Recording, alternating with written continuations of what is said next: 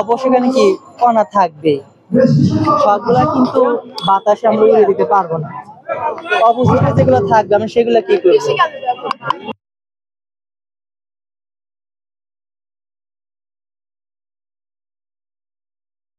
তো তুমি কৃষি খাতে ব্যবহার করবা, এটা কৃষির জন্য ক্ষতি নাকি ভালো?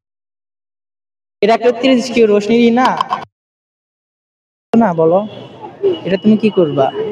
এটা মানে আমরা হচ্ছে এক সাইডে মানে ফাঁকা জায়গা, এটা আমরা হচ্ছে চাপা দিয়ে দেবো। এক জায়গায় দিলে তো আবার পরিবেশ দূষণ হচ্ছে, তাহলে আমরা এখান থেকে পরিবেশ দূষণ হাত থেকে কিভাবে রক্ষা পাইলাম বলো? মানে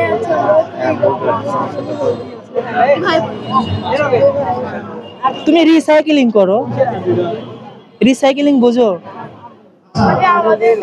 মানে যে অবশিষ্ট পদার্থটা থাকবে সেটাকে কি আবার পুনরায় ব্যবহার উপযোগী করে, যেটা আমাদের কি পরিবেশের সাথে খাপ মানে আমরা একটা জিনিস তৈরি করব, সেটা যেন আমরা সব জায়গায় ব্যবহার করতে পারি। অবশ্যই তোমার এখানে কি জমা হবে? কার্বন জমা হবে না? এই কার্বন এখান থেকে রিসাইকেল কি কি তৈরি করতে পারি বলো তো?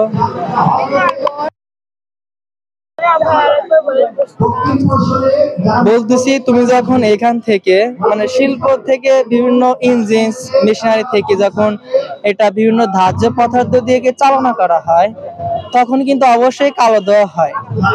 শুধু কালো ধোঁয়ার সাথে বিভিন্ন কিন্তু খুব ক্ষুদ্র ক্ষুদ্র কণা থাকে। হ্যাঁ, তুমি চাচ্ছ কি যে আমি এখান থেকে যে দূষিত পদার্থটা বের হবে সেটা পরিশোধন করবা বিভিন্ন স্টেপের মাধ্যমে, তাই তো? তাহলে ওইখানে যেহেতু তড়িৎ দূষণ করবা, নিচে অবশ্যই কি একটা বর্জ্য পদার্থ থেকে যাবে। ওইটা যদি আমরা সরাসরি বাইরে ফেলে দেই, আবার সেই পরিবেশ দূষিত হচ্ছে, তাহলে এটা আমরা কি করতে পারি সেটা আমি তোমাকে বলছি, বলো।